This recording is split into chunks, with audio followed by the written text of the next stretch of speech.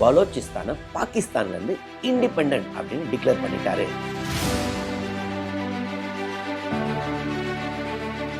இதில் இந்தியாவுடைய ரோல் இருக்கா? நம்ம நாட்டுடைய ராவுடைய பங்களிப்பு இருக்கா? இப்போ நீங்க எங்களை டிஸ்டர்ப் பண்றீங்கல்ல காஷ்மீர்ல, இப்போ உங்க நாட்டையே நாங்க பிரிக்கிறோம் பாருங்க. பலூச்சிஸ்தான் ரிப்பப்ளிக் பயங்கரமா ட்ரெண்ட் ஆகிட்டு இருக்கு. நம்ம நாடு இம்மீடியட்டா அவங்கள ரெக்கக்னைஸ் பண்ணிடணும். ஏன்னா அவங்க நம்ம நாட்டையும் அவர் ரெக்கக்னைஸ் பண்ண சொல்லியிருக்காரு, அது இல்லாமல் யுனைடெட் நேஷன்ஸையும் ரெக்கக்னைஸ் பண்ண சொல்லியிருக்காரு. ஸோ நம்ம இப்போ ரெக்கக்னைஸ் பண்ணிட்டா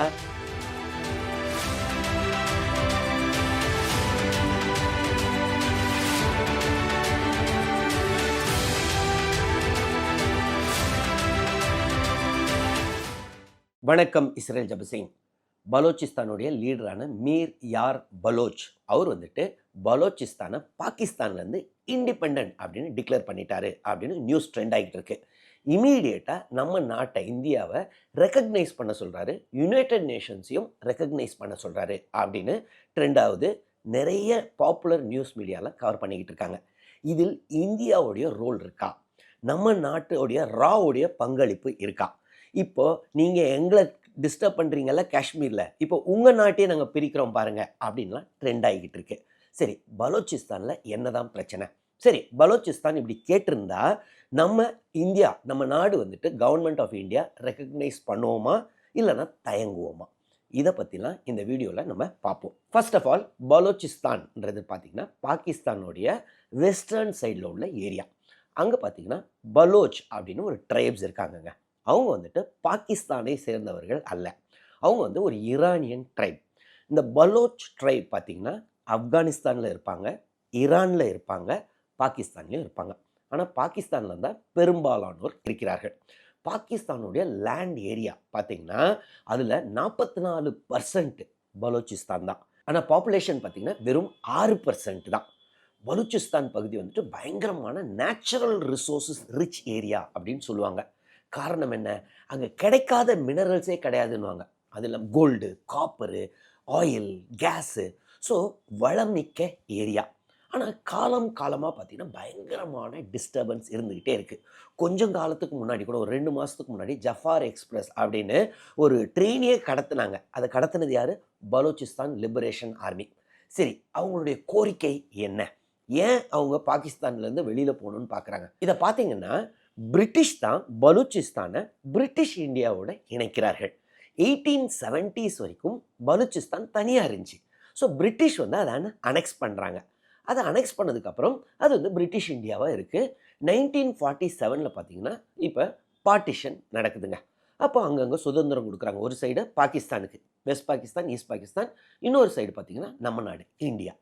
இந்த சூழலில் அவங்க என்ன சொல்கிறாங்கன்னா, பிரின்ஸ்லி ஸ்டேட்ஸ்டெல்லாம் நீங்கள் ஒன்று பாகிஸ்தானோட இணையலாம், இந்தியாவோட இணையலாம், இல்லைன்னா தனியாக இருக்கலாம். ஸோ இது பார்த்திங்கன்னா வெஸ்டர்ன் சைடு. அவங்க வந்துட்டு நாங்கள் தனியாக இருக்கிறோம், அவங்களுடைய பாப்புலர் லீடர் இருந்தவர் தனியாக இருக்கிற மாதிரி தான் சொல்லிகிட்டு இருந்தார். ஆனால் கடைசியில் பார்த்திங்கன்னா பாகிஸ்தான் என்ன பண்ணுவாங்கன்னா, அவரையே அங்கே உள்ள மக்களை வச்சு பிரிவினையை தூண்டி அவரே லீடர் கிடையாது அப்படின்னு சொல்லிட்டு, அது இல்லாமல் அந்த மக்கள் ஓட்டு போடுவாங்கள்ல, முக்காவாசி மக்களை வந்துட்டு ஓட்டே போட முடியாத மாதிரி இது பண்ணிட்டாங்க. ஸோ அவங்க கடைசியில் இதோட இணையறதா சும்மா அது ஒரு கோல்மால் பண்ணி தான் இணைக்கிறாங்க. ஸோ அப்பத்துலேருந்தே பார்த்திங்கன்னா பலூச்சிஸ்தான் வந்துட்டு ஒரு தனி நாடாகணும்னு ஒரு போராட்டம் வெடிக்க ஆரம்பிச்சது. இது பார்த்திங்கன்னா 1960s 70sலலாம் பார்த்திங்கன்னா ஆப்கானிஸ்தானில் உள்ள கந்தஹாரில் அவங்களுக்கு ட்ரைனிங்லாம் கொடுத்துக்கிட்டு இருந்திருக்காங்க. சோவியத்தும் ஒரு ரோல் ப்ளே பண்ணிச்சுன்றாங்க. அது இல்லாமல் நம்ம நாடு பார்த்திங்கன்னா அந்த காலத்திலேருந்தே நம்மளுடைய உளவுத்துறையான ரா வந்துட்டு அவங்களுக்கு சப்போர்ட் பண்ணுறாங்கன்னு பாகிஸ்தான் அக்யூஸ் பண்ணுவாங்க. இது வந்து இந்திரா காந்தி அம்மையார் காலத்திலேருந்தே அது நடக்குது அப்படின்னு சொல்லுவாங்க. அது எந்த அளவுக்கு உண்மைன்னு தெரியல. ஏன்னா நம்ம நாடு எப்பயுமே அதெல்லாம் எங்களுக்கும் அதுக்கும் சம்மந்தமே இல்லை அப்படின்னு தான் இன்ன வரைக்கும் சொல்லுறோம். இந்த சூழலில் அவங்க பலூச்சிஸ்தான் லிபரேஷன் ஆர்மின்னு ஒரு கோலிஷன் மாதிரி ஃபார்ம் பண்ணுறாங்க. நிறைய ரிபல்ஸ் எல்லாம் சேர்த்து ஒரு குரூப் ஃபார்ம் ஆகுது. அவங்க பார்த்திங்கன்னா இப்போ கொஞ்ச காலமாக பயங்கர அக்ரெசிவாக இருக்காங்க. நான் ஏற்கனவே சொன்ன மாதிரி இந்த ஜஃபார் எக்ஸ்பிரஸ் அப்படின்னு 2 மாதத்துக்கு முன்னாடி அவங்க கடத்துனாங்க, சிலரை கொன்றார்கள். இந்த மாதிரி பார்த்திங்கன்னா அங்கங்கே தாக்குதலை நடத்துவார்கள். சைனீஸ் அவங்களுக்கு பிடிக்கவே பிடிக்காது. இன்னொன்று பஞ்சாபீஸை பிடிக்காது. பஞ்சாபீஸ்னால் என்னென்னா பாகிஸ்தானில் உள்ள பஞ்சாபீஸ். ஏன் சைனீஸை பிடிக்காது? காரணம் என்னென்னா, சைனா பாகிஸ்தான் எக்கனாமிக் காரிடர் அப்படின்னு சைனா வந்துட்டு ஒரு பெரிய ப்ராஜெக்ட் போடுறாங்க. Highways, railways. சைனாலேருந்து அது பாகிஸ்தான் ஆக்குபைட் காஷ்மீர் வழியாக பாகிஸ்தானில் என்ட்ராகி கடைசியில் குவதார் அப்படின்னு ஒரு போர்ட்டில் போய் சேருங்க. சைனா இதற்காக ஏறக்குறைய $65 பில்லியன் செலவு பண்ணியிருக்காங்க. என்ன காரணம்? அவங்களுக்கு பார்த்தீங்கன்னா, இப்போ கடல் வழியாக வரணும்னா அவங்க மலேசியா பக்கத்தில் இந்த மலாக்கா ஸ்ட்ரெயிட் வழியாக அப்படியே சுற்றி வரணும். அதற்கப்புறம் நம்ம நாட்டெல்லாம் இந்தியாவெல்லாம் சுற்றி போய் அரேபியன் சீயை ரீச் பண்ணணும். அப்புறம் அவங்க ஆஃப்ரிக்கன் மார்க்கெட்டாக இருக்கட்டும், இல்லை யூரோப்பியன் மார்க்கெட்டாக இருக்கட்டும், அதை ஆக்சஸ் பண்ண முடியும். ஆனால் இந்த சைனா பாகிஸ்தான் எக்கனாமிக் காரிடர் வந்துருச்சுன்னு வைங்களேன், அவங்க டைரெக்டாக சைனாலேருந்து நேராக அரேபியன் சீயில் போய் ரீச் ஆயிடலாம். ஸோ இந்த குவதார் போர்ட் பார்த்திங்கன்னா பாகிஸ்தானில் இருக்குது. இன்ஃபேக்ட் அது வந்து பாகிஸ்தானுடைய ஒரிஜினல் பிளேஸ் கிடையாது. ஒரு காலத்தில் அது ஒமான் தான் வச்சுருந்தாங்க. ஆனால் பாகிஸ்தான் பார்த்திங்கன்னா 1958 அதை 3 மில்லியன் பிரிட்டிஷ் பவுண்டு கொடுத்து அதை வாங்கிட்டாங்க. இதற்கு காரணம் என்னென்னா, அதை சுற்றி உள்ள பகுதியெல்லாம் இந்த பலூச் ஏரியா. ஸோ அதெல்லாம் ஏற்கனவே இவங்க அக்வயர் பண்ணிட்டனால இப்போ என்னென்னா இதையும் எடுத்துக்கலான்ட்டு ஒமான்கிட்ட காசு கொடுத்து வாங்குறாங்க. ஸோ சைனாவுடைய ஏம் என்ன? நேராக போய் குவதார் போர்ட்டில் போயிட்டு அங்கேருந்து யூரோப்பியன் மார்க்கெட்டை ஆக்சஸ் பண்ணலாம், ஆஃப்ரிக்கன் மார்க்கெட்டை ஆக்சஸ் பண்ணலாம். ஸோ இப்போ அந்த ஏரியா டெவலப் ஆயிடுச்சுன்னா பின்னாளில் சைனா வந்துட்டு அப்புறம் விட மாட்டாங்க. காரணம், இவ்வளோ பில்லியன்ஸ் ஆஃப் டாலர்ஸை இன்வெஸ்ட் பண்ணதுக்கப்புறம் திடீர்னு பலூச்சிஸ்தான் ஒரு நாடு வந்துருச்சுன்னா அவங்க பண்ண இன்வெஸ்ட்மெண்ட்லாம் வேஸ்ட் ஆயிரும்ல. அதனால் இப்போவே அந்த இன்வெஸ்ட்மெண்ட்டில் அந்த குவதார் போர்ட்லாம் டேக் ஆஃப் ஆகாத மாதிரி அங்கே சைனீஸ் என்ஜினியர்ஸ்லாம் வராங்கல்ல, ஸோ அவங்களெல்லாம் அட்டாக் பண்ணி கொள்ளுவாங்க இந்த பலூச்சிஸ்தான் லிபரேஷன் ஆர்மி. அது இல்லாமல் சைனாங்க ஏர்போர்ட்டையும் கட்டிக்கிட்டு இருக்காங்க. அது இல்லாமல் நிறையா இந்த மினரல் எக்ஸ்ட்ராக்ஷன், நான் ஏற்கனவே சொன்ன மாதிரி அது வந்து mineral rich resource area. So அதெல்லாம் அவங்க எக்ஸ்ப்ளாய்ட் பண்ணுறாங்கன்றதுக்காக தான் அவங்கள அட்டாக் பண்ணிக்கிட்டு இருக்காங்க. சரி, பஞ்சாபிஸ், அதாவது பாகிஸ்தானில் உள்ள பஞ்சாபிஸ் ஏன் அவங்களுக்கு பிடிக்காது? காரணம் என்னென்னா, இந்த பஞ்சாபிஸ் வந்து ரொம்ப அவங்கள எக்ஸ்ப்ளாய்ட் பண்ணுறாங்க. இது பார்த்திங்கன்னா பலூச்சிஸ்தான் தான் 44% ஏரியா, அவ்வளோ மினரல் ரிசோர்ஸஸ் இருக்குது. ஆனால் இந்த பஞ்சாபிஸ் வந்துட்டு பாகிஸ்தானில் உள்ள பஞ்சாபிஸ்லாம் நம்மளை எக்ஸ்ப்ளாய்ட் பண்ணி அதில் பணம் சம்பாதிச்சிக்கிட்டு இருக்காங்க, நம்ம கஷ்டப்பட்டுட்டு இருக்கோன்ட்டு அவங்க ஆன்டி பஞ்சாபி ஸ்டாண்டையும் எடுக்கிறார்கள். சரி, இந்த சூழலில் தான் பார்த்திங்கன்னா கடந்த 9ஆம் தேதி மீர் யார் பலூச் அப்படின்ற ஒரு இண்டிபெண்டன்ஸ் டிக்ளேர் பண்ணிட்டாரு அப்படின்னு நியூஸ் ஐட்டம் ஃபஸ்ட்டு லேசாக வர ஆரம்பிச்சுது. பார்த்தீங்கன்னா நேற்று ஈவினிங்லேருந்து இன்றைக்கி வரைக்கும் பார்த்திங்கன்னா பயங்கர ட்ரெண்ட் ஆகிக்கிட்டு இருக்கு. ஸோ எல்லோருமே என்ன கால்குலேட் பண்ணிக்கிட்டு இருக்காங்கன்னா, இந்த பார்ப்பா, நீ எங்கள் காஷ்மீர் சைடில் வந்து டிஸ்டர்பன்ஸ் கொடுக்குற, இப்போ உங்கள் நாட்டை நாங்கள் பிரிச்சிட்டோம் பாரு, பலூச்சிஸ்தான் ரிப்பப்ளிக் அப்படின்னு பயங்கரமாக ட்ரெண்ட் ஆகிட்டு இருக்கு. நம்ம நாடு இமீடியட்டாக அவங்கள ரெக்கக்னைஸ் பண்ணிடணும். ஏன்னா அவங்க நம்ம நாட்டையும் அவர் ரெக்கக்னைஸ் பண்ண சொல்லியிருக்காரு, அது இல்லாமல் யுனைடெட் நேஷன்ஸையும் ரெக்கக்னைஸ் பண்ண சொல்லியிருக்காரு. ஸோ நம்ம இப்போ ரெக்கக்னைஸ் பண்ணிட்டா இனிமேல் பாகிஸ்தானுக்கு தலைவலி, அவங்களுடைய ஒரு பகுதி ரிப்பப்ளிக் ஆயிரும். அதனால இமீடியட்டாக நம்ம நாடு ரெக்கக்னைஸ் பண்ணணும் அப்படின்னு நம்ம இதில் தான் ட்ரெண்ட் ஆகிக்கிட்டு இருக்கு சோஷியல் மீடியாவில். ஸோ இந்த நியூஸ் ஐட்டம் பார்த்திங்கன்னா இந்தியா டுடே, நியூஸ் 8 இந்த மாதிரி பல ஊடகங்கள்லாம் இதை கவர் பண்ணிக்கிட்டு இருக்காங்க. இந்த மாதிரி பலூச்சிஸ்தான் ரிப்பப்ளிக் அப்படின்னு மீர் யார் பலூச் அவர் ரிக்வெஸ்ட் பண்ணியிருக்காரு, பலூச்சிஸ்தானுடைய லீடர் அப்படின்னு சொல்லியிருக்காங்க. சரி, இதில் நம்ம நாட்டுடைய பங்கு இருக்கா? இந்த மீர் யார் பலூச்சை நம்ம தான் இது பண்ணுறோமா அப்படின்னு பார்த்தீங்கன்னா, ஃபர்ஸ்ட் ஆஃப் ஆல் வந்துட்டு நம்ம நாடுடைய ரோல் இருக்கான்னா, காலமாகவே நான் ஏற்கனவே சொன்ன மாதிரி இந்திரா காந்தி அம்மையார் காலத்திலேருந்தே நம்மளுடைய ராவுடைய சப்போர்ட் வந்துட்டு இந்த பலூச் ஏரியாவில் அவங்க அந்த லிபரேஷன் ஆர்மியாக இருக்கட்டும் அவங்களால நம்ம சப்போர்ட் பண்ணுறோம் அப்படின்னு பாகிஸ்தான் குற்றச்சாட்டு வைத்து கொண்டிருக்கிறார்கள். நாம் அதை டினை பண்ணிக்கிட்டு இருக்கோங்க. சரி, அதே சமயத்தில் இந்த மீர் யார் பலூச் இப்போ கிளைம் பண்ணியிருக்காரு. இதை வந்துட்டு எல்லாம் நம்ம ஊடகங்கள் கவர் பண்ணுறோம். ஆனால் யார் அந்த மீர் யார் பலூச் அப்படின்னு பார்த்தீங்கன்னா, அவர் வந்துட்டு அவரை பற்றி ஒரு விக்கிபீடியா பேஜ் ஆரம்பிச்சிருக்கு பார்த்தீங்கன்னா 5 நாளைக்கு முன்னாடி தான். ஸோ ஒரு பலூச்சோடைய லீடர் அவர் பிரசிடெண்ட்டாக வேறு டிக்ளேர் பண்ணியிருக்காரு. நான் அந்த விக்கிபீடியா பேஜையும் நீங்கள் வேணால் பாருங்கள். அவர் பிரசிடெண்ட்டு இன்னும் யாரையோ ஒருத்தரை வந்து பிரைம் மினிஸ்டராக அனௌன்ஸ் பண்ணியிருக்காரு. அவர் யாருன்றாங்கன்னா, அவர் வந்துட்டு ஒரு ஃப்ரீலான்ஸ் ஜேர்னலிஸ்டாக, அது இல்லாமல் ஹியூமன் ரைட்ஸ் ஆக்டிவிஸ்டாக. அவர் சொல்கிற குற்றச்சாட்டு என்ன?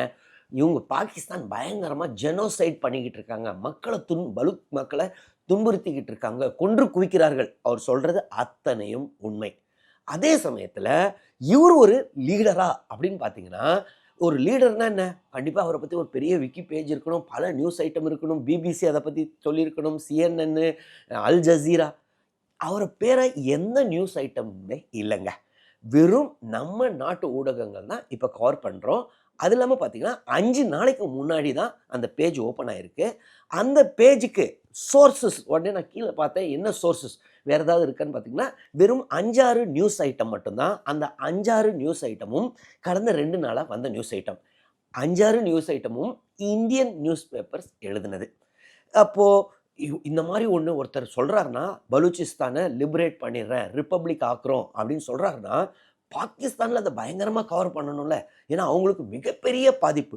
அப்போ பாகிஸ்தான் நியூஸ் ஐட்டம்ஸ்ல ஒண்ணுமே கிடையாது. அல் ஜசீரா அவங்க பார்த்தீங்கன்னா, கல்ஃப் கண்ட்ரீஸு, மிடில் ஈஸ்ட் இதெல்லாம் எக்ஸ்பர்ட்ஸு ரொம்ப அன்பயஸ்டா எழுதுவாங்க. நம்ம இந்தியா, பாகிஸ்தான் இஷ்யூ அப்போ கூட அவங்க அல் ஜசீராவ பார்த்தீங்கன்னா, அவங்க அந்த சைட் சப்போர்ட் பண்ணுவாங்களான்னு யோசிச்சா அப்படிலாம் கிடையாது. ரொம்ப நியூட்ரலா எழுதிட்டு இருந்தாங்க. பிபிசி, CNN யாருமே இவர பத்தி எதுவுமே பேசல. இந்த மாரி ஒரு நியூஸ் ஐட்டமே வரல. சரி, அப்போ பலூச்சிஸ்தான் லிபரேஷன் ஆர்மில இவரு வந்துட்டு தலைவரா இவர தான் பிரசிடென்ட்ன்னு இவரு அனௌன்ஸ் பண்ணிக்கிட்டாருன்றாங்க. அந்த விக்கி பேஜ்ல இருக்கு. ஆனா அதே சமயத்துல இவரு ஏதோ ஒரு 2ண்ட் ரேங்க் லீடரா இருக்கலாமா, 3ர்ட் ரேங்க் லீடரா இருக்கலாமான்னு பார்த்தீங்கன்னா, அந்த மாரி ஒண்ணுமே இல்ல. பலூச்சிஸ்தான் லிபரேஷன் ஆர்மியோட லீடர் யாருன்னு பார்த்தீங்கன்னா, பஷீர் ஜயப் பலூச். இவர் வந்து 2018லேருந்து லீடரா இருக்காரு. அதற்கப்புறம் நிறைய லீடர்ஸ் இருக்காங்க. ஆனா நம்மளுடைய மீர் யார் பலோச் அவருடைய பேரு அங்க இல்ல. ஸோ இவரையே அவர் பிரசிடென்ட்டா டிக்ளேர் பண்ணும்போது கண்டிப்பா ஏதோ ஒரு பொசிஷனாவது இருக்கணும். கிடையாது. அதே சமயத்துல அப்ப இப்படி இந்த மாதிரி ஒரு freelance journalist, human rights activist Mir யார்ன்ற பேர்ல இருக்க மாட்டாங்களான்னா கண்டிப்பா இருப்பாங்க. ஆனா அவங்க பலூச்சிஸ்தானை ரெப்ரசன்ட் பண்ற அளவுக்கு இல்லைன்னு தான் எனக்கு தோணுது. அதே சமயத்துல அவர் சொல்றதெல்லாம் உண்மை. பார்த்தீங்கன்னா, பல கொடுமைகளை பாகிஸ்தான் அரசு அந்த பலூச்சிஸ்தான் பகுதியில செஞ்சுகிட்டு இருக்காங்க. அவங்களுக்கு சைனீஸ் பிரஷர் வேற. ஏன்னா சைனீஸ் தாக்கப்படுகிறார்கள்.